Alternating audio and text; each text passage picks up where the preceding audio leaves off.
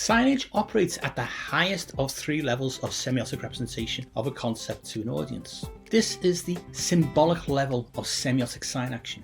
In each piece of signage that is non-textual, i.e. we are talking about signage that is graphic based and not a neon sign stating pharmacy or exit, the graphic element needs to quickly denote to people its specific piece of information. A neon sign displaying the word pharmacy is obvious if you understand what the word means. A more universal piece of signage that works across languages is a green cross to denote a pharmacy stockist. Let us not worry about whether other additional medical emblems are included or not. The word pharmacy may differ language to language, but around the world the green cross has been adopted. The visual learning by people that a green cross means pharmacy is at a symbolic semiotic level.